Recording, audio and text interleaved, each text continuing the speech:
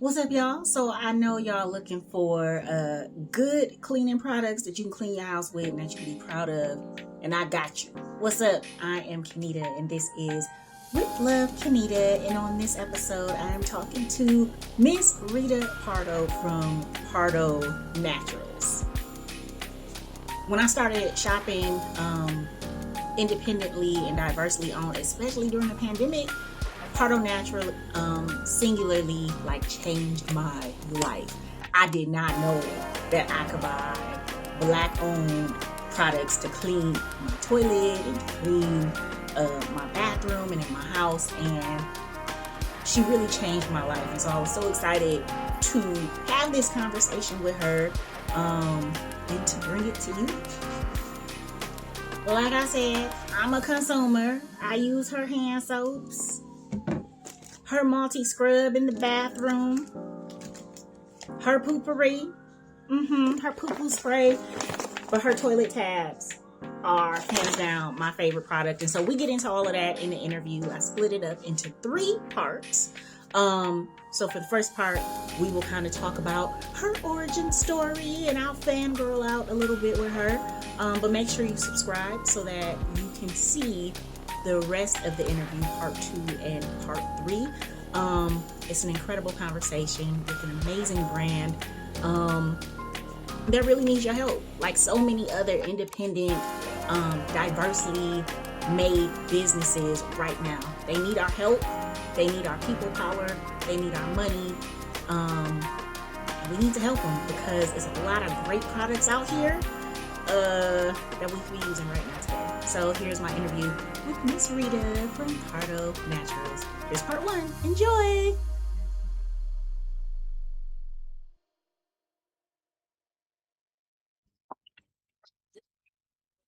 Well, thank you so much, Miss Rita, for joining me today. You are one of my favorite businesses, and I'm a fangirl about you today. Yes, I know. I love your business so much. Thank you. You're welcome. You're really one of the businesses that every once in a while I shoot you an email just to make sure you're still open. Mm-hmm. Because I know how hard it is for black owned businesses. And so even when I don't have the money, I'm like, let me just go see if Miss Rita is open. Because if she closed, that's going to break my heart. I think it would be such a shame if you had to leave the marketplace. So I'm so glad that you're still around. So Thank thankful you. you made time to chat today. You look fantastic. Of course, baby. Come on, let me put that hat to the side. All right now. All right Woo! Yes, now. ma'am. So how are you today, Miss Rita? I'm overstimulated, but I'm good. Ooh, that is a good word. Yeah. And you know what? I feel like we as black people, I know generationally you probably old enough to be my mom, but we as black people don't give ourselves permission to say that. Oh, yes. And we Mm-hmm. should, because Yeah. things are really overstimulating right now. Very much. Very much. Yes. Yes, yes. Just overstimulated because I'm tired. Um, Mhm. I'm sometimes not as hopeful as I should be, especially about Pardo Naturals. Those things are hard. It's not Mhm. as well as it should. And it's funny that you said that sometimes you check to see if I'm open. That day I probably decided to close, and something sparked something to me. Said, you know what? Let me just stay open one more day, because it's been days where I'm like, why am I still doing this? What? I ain't had orders in like 4 or 5 days. What's really going on? So yeah. Well, actually, let's start there. Why do you keep doing it? Why do you stay open? Because you know how you don't give up on your children. Mm-hmm. You know, I have 3 kids, and because you love them so much, just from babies, you've been there from day one. So it's just like my business is my baby. My business will be 12 years old in July, and I grew it with nothing. I didn't have any grants. I didn't have any money. I have nothing.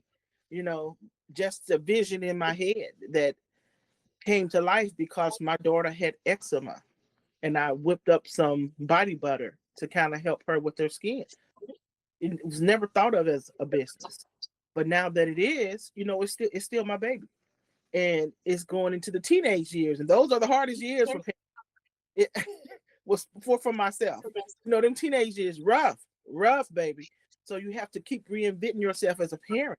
So I'm trying to do the same thing for my business. So that I'm trying to be a mother, trying to be a caregiver, trying to be a business owner, trying to be a wife, trying to be all the things. And it's exhausting. So I'm Yeah. open because I don't want to give up on it. I put too much in it, too much blood here. Yeah, I hear that. I think though, hearing you talk about how it started, skincare for your daughter, but it's expanded because how I found you was cleaning products during the pandemic. Okay. And your company singularly changed my life Oh, because I did not know that we were making cleaning products, and your toilet tabs, yes. oh, so good, Miss Rita. Thank you. So good. Your dishwashing liquid, your hand soaps, your potpourri spray. So I'm curious about how did it start with skincare and like hair care and then expand out for like home care. Well, my babies were babies when it started, except my oldest daughter. She was maybe 11 or so. And so I said, well, I don't want them getting into toxic chemical products cleaning, because I have OCD. It might not look like it from the background, but I really do have OCD. I can't stand when things are out of place. Because if I wake up with a messy work area or house, then it discombobulates my mind. Dust, those I can't stand it. And I said, I got these kids here. I'm home with them. Why am I spraying Windex into their lungs? Or if they lick something and they eat it, and then I'm taking them to the hospital. And that happened with my baby girl. I sprayed some type of cleaning fluid or spray, and she really had a reaction to it. And I was like, let me look into how to start making just natural cleaning products. So we have baking soda, which is a natural infectant. We have lemon juice, which is it helps with oils because it has this compound in it called citrus limon, which helps. Is a Mm. natural degreaser, and it's a disinfectant. It's a deodorizer. And I said, you know what? I said, God made all these things on earth for a reason. Let me find out what the real reason is. We got these different essential oils, and you've got these different products that can clean. Vinegar has been around for years of just cleaning. It can even clean your vegetables and your fruits. Mhm. Yes. I said, no, let me do this. So that's how it got into the cleaning stuff. Now the hair stuff, believe it or not, I went to school for hair. So yeah, I did. did.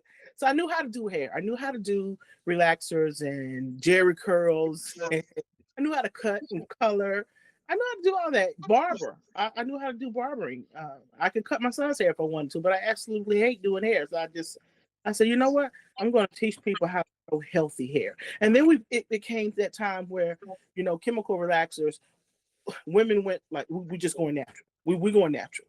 And I said, well, let me step on this and see if I can help women grow their hair, because I knew how to grow hair. My daughter, who's now 26, she never had a relaxer in her hair. And now her locks are halfway down her back, thriving. And the products she's ever used were Pardo Natural products. So I knew I had a good product. I knew that, and people were thriving. I was having companies buying them in bulk. I was like, "Oh, your hair product is so good. Oh, your hair product is so good." And so then it was like, I can make everything natural if I want to, which is sometimes can be, not such a great thing because I have so much. I gotta turn my fan on, y'all. Look, I'm in menopause. Woo! Hold on, I even got another little. Y'all give me just a second, cause girl, You do your thing. I'm too cute to be sweating like up in here. Can't That's be right.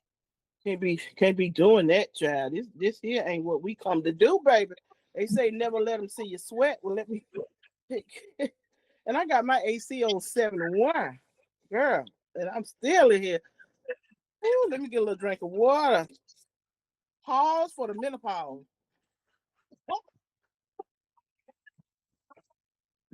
Oh, You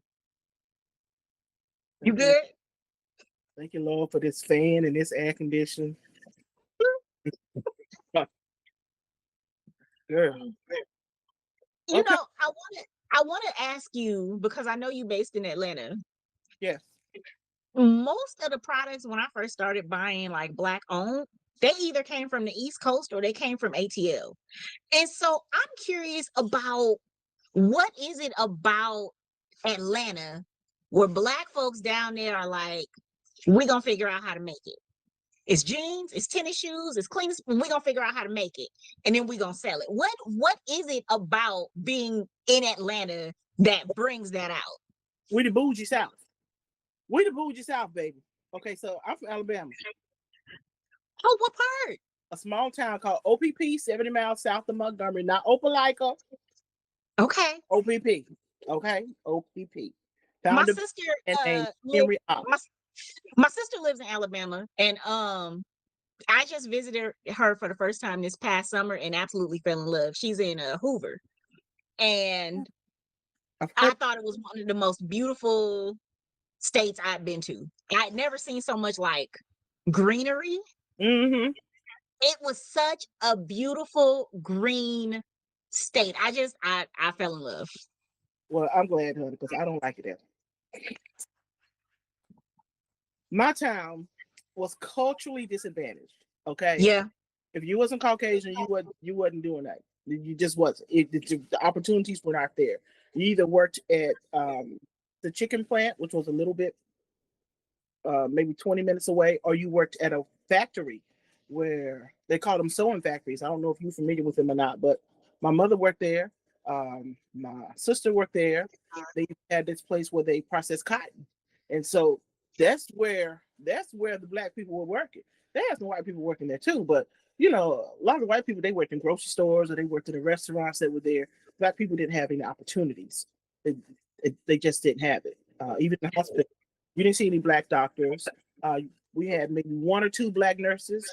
We had maybe one black police officer, or remember there was a police woman. She recently passed.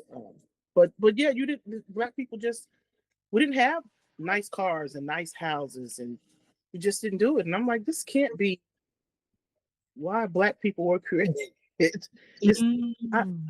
I want to make a difference. I want to use this brain that God gave me. I know I can do some stuff.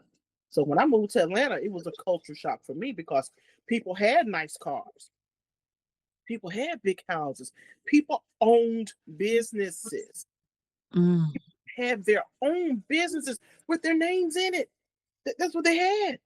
And I'd never seen that before because with my mother, she was a seamstress, but she didn't realize she was an entrepreneur. My father was a shade tree mechanic. He didn't realize he was an entrepreneur because he had a full-time job. He was a maintenance man at the chicken plant. My mother, she cleaned people's houses. So she really was an entrepreneur. She had her own cleaning business. But she wouldn't have thought of that. You wouldn't have thought of that. You wouldn't have thought of that. But yes. So that's where that entrepreneurial spirit comes from, but in a whole different level.